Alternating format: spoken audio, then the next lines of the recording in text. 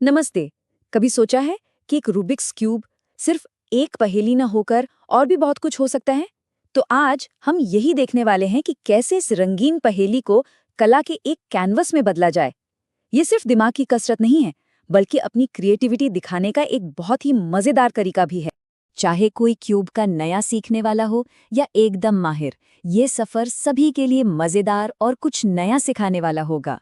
तो चलिए तैयार हो जाते हैं और इस रंगीन दुनिया में कदम रखते हैं। तो चलिए शुरुआत करते हैं। देखिए, कोई भी आर्ट बनाने से पहले उसके टूल्स को समझना पड़ता है ना? रूबिक्स क्यूब की दुनिया में हमारे टूल्स है इसकी चालें और इसकी भाषा। तो आइए सबसे पहले उन बुनियादी नियमों को समझते हैं जो इन शानदार पैटर्न्स की नींव हैं। और ये रहा सबसे पहला और सबसे जरूरी नियम। हर एक पैटर्न की शुरुआत एक पूरी तरह से सॉल्व्ड क्यूब से होती है। मतलब इसे एक कोरे कैनवस की तरह समझना है जिस पर हम अपनी कलाकारी दिखाने वाले हैं। तो सवाल ये है कि हम इस क्यूब से बात कैसे करें, उसे कैसे बताएं कि कौन सा पीस कहाँ ले जाना है। यहीं पर काम आता है मूव नोटेशन।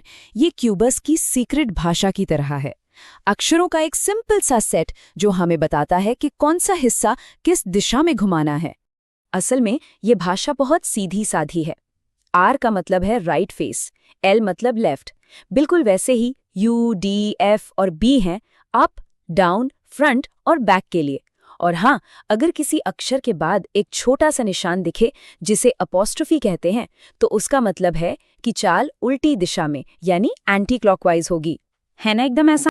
अच्छा, तो अब जब हम भाषा सीख गए हैं तो चलिए अपना पहला मास्टरपीस बनाते हैं। चेकरबोर्ड पैटर्न से शुरुआत करना सबसे बढ़िया रहता है। ये न सिर्फ दिखने में सुंदर है, बल्कि इसे बनाकर फौरन ऐसा लगता है कि हाँ, कोई भी एक क्यूब आर्टिस्ट बन सकता है। और इसे बनाना अरे बहुत ही आसान है, सिर्फ 3 मूव्स। देखिए, सबसे पहले M2, M मतलब मिडिल स्लाइस, इसे 2 बार घुमाना है। फिर E2, E मतलब इक्वेटर यानी बीच वाली हॉरिजॉन्टल लेयर, इसे भी 2 बार। और आखिर में S2, S मतलब स्टैंडिंग स्लाइस, उसे भी 2 बार घुमाना है। और बस इन 3 मूव्स में ही क्यूब एक जबरदस्त चेकरबोर्ड पैटर्न में बदल जाता है।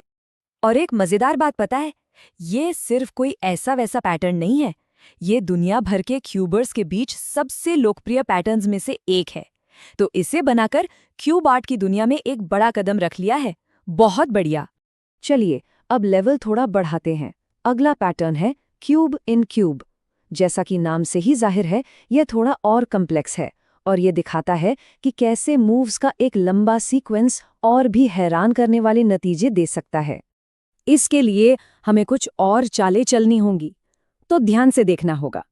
शुरुआत होती है फ्रंट, फिर लेफ्ट, फिर से फ्रंट, फिर अपर लेयर को एंटी क्लॉकवाइज यानी यू प्राइम, फिर राइट और आखिर में अप। पर ये तो बस आधा ही रास्ता है। और अब बाकी की चालें। फ्रंट को 2 बार F2, लेफ्ट को 2 बार L2, फिर U prime, L prime, back D prime, B prime, L2 और आखिर में U। और देखिए, एक क्यूब के अंदर एक और क्यूब, कमाल है। अब एक और भी ज्यादा कॉम्प्लेक्स वर्जन के लिए तैयार हो जाइए। अगर क्यूब इन क्यूब देखकर अच्छा लगा, तो क्यूब इन क्यूब पैटर्न एक असली चुनौती है जिसका इनाम भी उतना ही शानदार मिलता है। यह अब तक का सबसे लंबा एल्गोरिदम है जो एक बहुत ही सुंदर मल्टी लेयर्ड पैटर्न बनाता है। इसे पूरा पढ़ने की जगह स्क्रीन पर देख सकते हैं। हर एक मूव जरूरी है, चाहे तो यहाँ रुककर इसे आजमाया जा सकता है। ये इस बात का एक बेहतरीन उदाहरण है कि कैसे सिंपल घुमावों से एक जटिल और सुंदर कलाकृति बन सकती है। तो इन पैटर्न्स को देखने के बाद सवाल उठता है, आगे क्या? ये समझना बहुत जरूरी है कि ये पैटर्न तो एक बहुत बड़ी और रचनात्मक दुनिया की सिर्फ एक झलक है। ये तो बस शुरुआत है। तो आज हमने क्या सीखा? सबसे पहली बात, हमेशा एक साफ कैनवस यानी सॉल्व किए हुए क्यूब से शुरू करना है। दूसरी, नोटेशन की भाषा को समझना है, वो ही तो गाइड है। तीसरी बात, याद रखना है कि छोटी छोटी चालें ही बड़ी और सुंदर कलाकृतियों को जन्म देती है। और सबसे जरूरी बात, ये तो बस एक झलक है। रूबिक्स क्यूब की दुनिया में क्रिएटिविटी की कोई सीमा नहीं है। इससे ये तो साबित हो गया कि रूबिक्स क्यूब सिर्फ एक पहेली नहीं, बल्कि क्रिएटिविटी और पैटर्न की खोज का एक कैनवस है। ये तो बस शुरुआत है।